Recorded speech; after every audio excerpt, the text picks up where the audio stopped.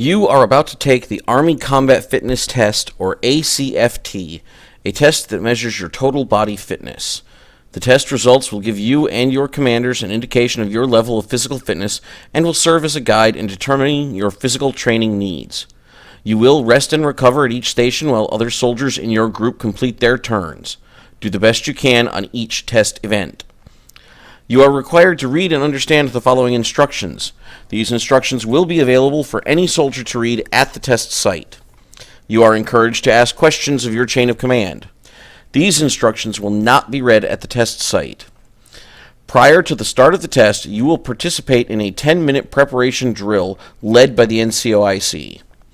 Following the preparation drill, you will be allowed 10 minutes to warm up for the 3-repetition maximum deadlift. You are encouraged to start at a low weight and ladder up to a weight that is about half of your maximum deadlift weight. ACFT event number 1, 3-repetition maximum deadlift, or MDL.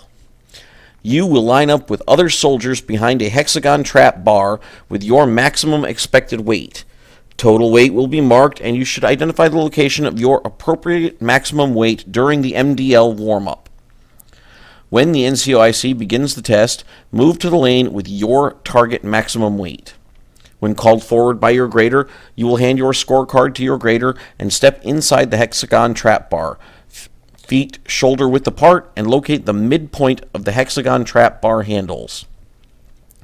On the command of Get Set, you will bend at the knees and hips, reach down and grasp the center of the handles. Arms will be fully extended, back flat, head in line with the spinal column or slightly extended, head and eyes straight ahead or slightly upward and heels in contact with the ground. All repetitions will begin from this start position.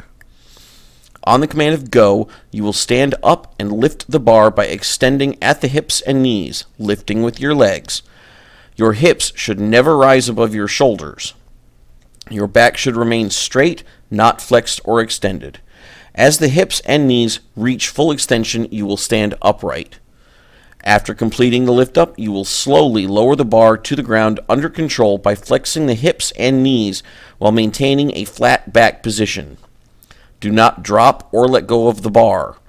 The weight plates must touch the ground briefly before beginning the next repetition. Touch and go.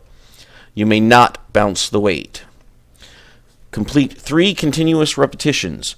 The grader will stop any MDL attempt or repetition with a form break that may result in injury. Knees collapsing inward, back or shoulders rounding out, hips above shoulders, loss of balance, or dropping the bar. This attempt will not count as a record attempt. If you fail to complete 3 continuous repetitions, you will be allowed a second attempt at a lower weight of your choosing. You will be allowed up to 2 minutes of rest between attempts. If you complete 3 continuous repetitions successfully, you will be allowed 1 attempt at a higher weight of your choosing. Lifting at a higher weight is optional. Your score for the MDL is the highest weight successfully lifted for 3 continuous repetitions. After successfully completing 3 continuous repetitions of the deadlift, your grader will return your scorecard and you will be directed to a lane for the standing power throw, where you will form a group of 2 to 4 soldiers. That group will stay together for the standing power throw, hand release push-up, sprint drag carry, and leg tuck test events. ACFT event number 2, standing power throw, or SPT. When called forward by your SPT grader, you will hand out your scorecard to your grader, face away from the start line, pick up the 10-pound medicine ball, and stand with both heels at, but not on or over, the start line. To avoid having the ball slip, grasp the medicine ball firmly in both hands as far around the sides of the ball as possible. Towels will be provided to dry the ball. On the command Go, you will execute a practice throw. Use less than maximum effort to conserve energy for your record attempts. As part of the throw, you may make several preparatory movements by flexing at the trunk, knees, and hips while lowering the ball almost to the ground. On the next command Go, perform 1 record throw. On the final command Go, perform the second record throw. During the record throws, attempt to throw the ball as far as possible. Your feet may leave the ground or move forward or backward during the throwing motion to exert more power, but you may not fall down and your feet may not touch or cross the start line at any time during the test event. If this happens, the attempt will be considered a fault and will be repeated. 2 consecutive faults will count as one record attempt, and you will receive a score of 0 for that attempt. Your graders will mark and record both record throws. However, only the longer of the 2 record throws will be used for your SPT score. Your grader will return your scorecard, and you will move on to the SPT lane to retrieve the medicine ball for other soldiers in your group. AFCT test event number 3, hand release push-up, or HRP. When called forward by your grader, you will hand your scorecard to your grader. You will assume the prone position with hands flat on the ground, index fingers inside the outer edge of your shoulders. Your chest and the front of your hips and thighs will be on the ground. Toes will be touching the ground with feet together or up to a boot's width apart. Your ankles will be flexed. Your head does not have to be on the ground. With the hands flat on the ground, your index fingers will be inside the outer edge of your shoulder. Your feet will remain on the ground throughout the event. On the command go, you will push the whole body up from the ground as a single unit to fully extend the elbows, moving to the front leaning rest position. You will maintain the same straight body alignment from the top of the head to the ankles. Failure to maintain a straight body alignment during the execution of the HRP will cause that repetition not to count. The only authorized rest position is the front leaning rest position. You must maintain the straight body alignment from head to ankles. If you bend or flex the knees, hips, or trunk while in the rest position, but immediately self-correct or immediately correct when directed by the grader, you may continue the event, only losing account for that repetition. For movement 3A, arm extension HRP. After you reach full extension in the up position, you will bend your elbows to lower your body to the ground. Your chest, hips, and thighs will touch the ground. Your head or face do not have to contact the ground. After reaching the ground, without moving the head, body, or legs, you will fully extend both arms out from the body at the same time to a 90-degree position. Hands may be on or off the ground. You will then bend your elbows and place your hands back on the ground, index fingers inside the edge of the shoulder, returning to the start position. This completes one repetition. For movement 3B, hand lift HRP. After you reach full extension in the up position, you will bend your elbows to lower your body to the ground. Your chest, hips, and thighs will touch the ground. Your head or face do not have to contact the ground. After reaching the ground, without moving the head, body, or legs, you will lift both hands from the ground at the same time. A clear gap between the palms and the ground must be visible to the grader so that the grader knows you have released your hands from the ground. You will then place your hands back on the ground, returning to the start position. This completes one repetition. In the up position, you must maintain the front leaning rest position. You cannot lift a hand or foot or touch your knees to the ground. If you lift a hand or foot or touch a knee in the up position, the event will be terminated. You cannot rest on the ground. You must make a continuous effort to repeat the push-up movement. If, after a warning, the grader determines you are resting on the ground, the event will be terminated.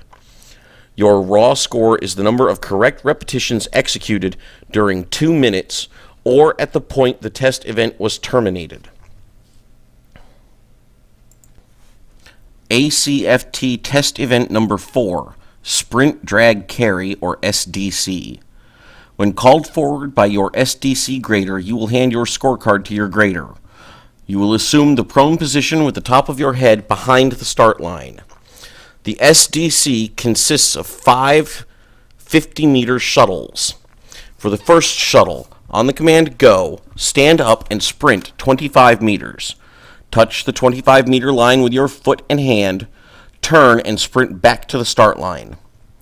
For the second shuttle, grasp each strap handle on the sled and pull the sled backwards to the 25-meter line. When the entire sled crosses the 25-meter line, turn the sled around and pull backwards until the entire sled crosses the start line. For the third shuttle, you will perform a lateral for 25 meters, touching the line with foot and hand. Perform the lateral back to the start line. You will face the same direction during both laterals, leading with one foot for 25 meters and the other foot for 25 meters. For the fourth shuttle, grasp the handles of the two 40-pound kettlebells and run 25 meters, touching the line with the foot only. Turn and run back to the start line. Place the kettlebells on the ground under control. Do not drop or throw the kettlebells. For the fifth shuttle, sprint 25 meters to the 25-meter line, touching with the foot and hand. Turn and sprint back to the start line to complete the event. SDC performance considerations. During the laterals, your feet may touch but not cross.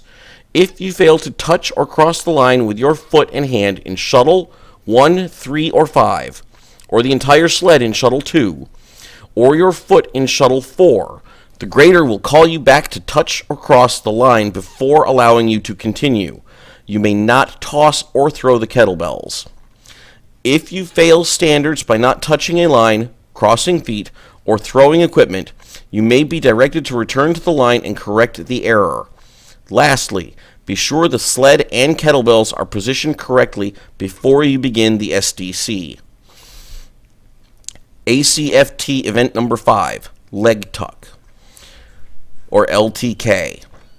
When called forward by your LTK grader, you will hand your scorecard to the grader. You will mount the bar, grader may provide assistance, and assume a straight arm position on the bar. Use the alternating grip with the dominant hand closest to the head. Your body will be perpendicular to the bar. Your elbows, shoulders, and hips will be straight. Your feet cannot contact the ground. Knees may be bent, but legs may not be crossed. On the command go, you will flex at the elbows, knees, hips, and waist to raise your knees or thighs to your elbows. Your elbows should flex during this movement. The right and left knees or thighs must touch the right and left elbows respectively. The grader must observe both knees or thighs in contact with both elbows. You must return to the straight arm position under control in order to complete and get credit for the repetition. If a repetition does not start from the straight arm position, your elbows remain bent, that repetition will not count. You do not have to be completely still in the straight arm position, but deliberately swinging the trunk or legs to assist with upward movement is not permitted, and that repetition will not count. The grader may steady you to prevent or control excessive swinging. Some minor body movement or twisting of the trunk will occur and is permitted. You should not touch the vertical support posts or the ground during the exercise. You will not be penalized for inadvertent contact with a post or the ground as long as you do not gain an advantage from that contact. You may rest in the straight arm down position. The event will be terminated when you drop from the bar, rest on the ground, or when 2 minutes have elapsed. There will be 5 minutes of rest in between the LTK and the 2-mile run. ACFT test event number 6, 2-mile run, or 2MR. When called forward by your 2MR grader, you will hand your scorecard to the grader. You will receive instruction on running the 2-mile course, including the start and finish points, turns, turnaround points, or number of laps in advance of the ACFT. The 2-mile run may consist of an out and back or a lap track. Your 2-mile run grader may be a different grader from your first 5 test events. On the command go, the clock will start and you will begin running at your own pace, completing the 2-mile distance without receiving any physical help. You may walk or pause, but cannot be picked up, pulled, or pushed in any way. You may pace another soldier or be paced by another soldier. Verbal encouragement is permitted. Leaving the course at any time or any point during the event will cause the event to be terminated.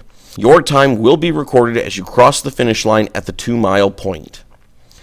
After completing the 6-event ACFT, you will review and sign your scorecard. Any discrepancies must be resolved at the test site. Requests for reconsideration will not be permitted after the scorecard has been signed and turned in.